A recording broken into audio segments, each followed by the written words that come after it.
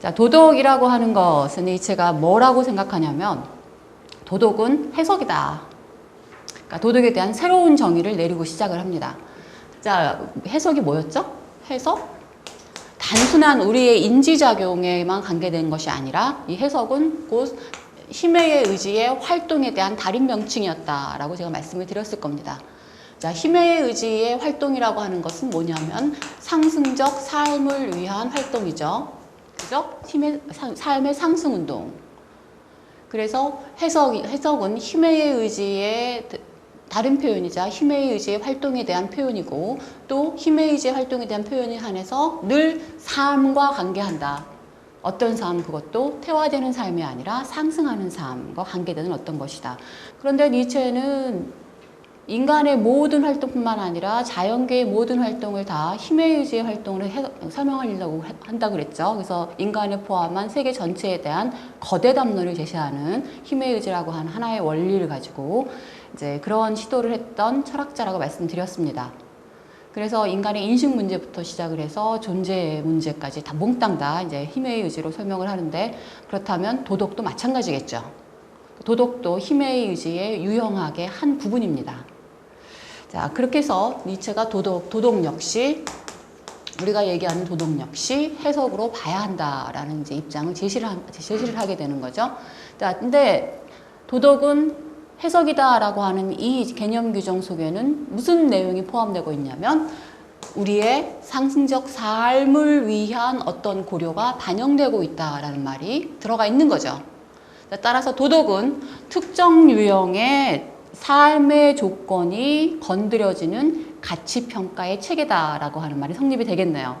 그러니까 니체 스스로가 얘기하는 것처럼 니체 스스로 뭐라고 얘기를 했다고 그랬죠? 나는 도덕을 어떤 존재의 삶의 조건이 건드려지는 가치평가의 체계로 이해한다. 자, 해석은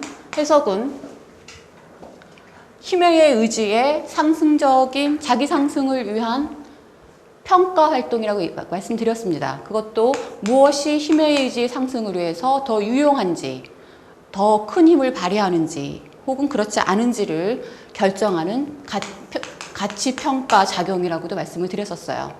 그래서 여기 니체가 얘기하는 나는 도덕을 가치 평가의 체계로 이해한다라고 하는 말은 곧 나는 도덕을 해석으로 이해한다라는 말하고 같은 의미로 이해할 수가 있습니다.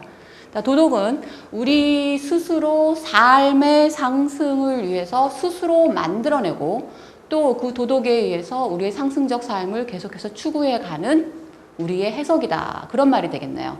따라서 뭐 하늘에서 뚝 떨어져가지고 니네 이것을 도덕 계명으로 삼아라 라고 하는 말이 더 이상 성립하지가 않는 거죠.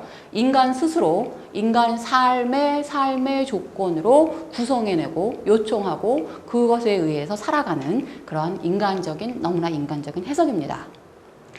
자, 그래서 니체가 했던 그 다음 말이 이제 의미가 있게 되는 거죠. 우리의 가치평가나 도덕적 선의 목록은 그 자체로 어떤 가치를 갖는가?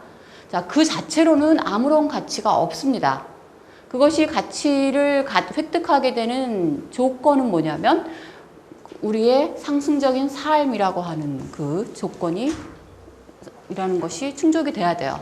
그래서 우리의 도덕이 의미를 가지려면, 우리의 도덕이 가치를 가지려면 늘 이것과 관계해서만 의미와 가치를 획득한다. 자, 그런 이야기입니다. 그래서 니체의 답변, 우리의 도덕적 선의 목록은 우리의 삶을 위해서 우리의 삶과 관계에서만 의미를 획득한다. 가치를 갖는다. 자, 그런 말입니다. 자, 그런데 삶이란 무엇인가? 우리는 알죠? 삶이 무엇인지. 삶이란 힘의 의지다 라고 나왔네요. 삶이란 현 상태에 머무르고 있거나 퇴화하거나 하는 것이 아니라 늘 상승을 추구하는 어떤 것이다.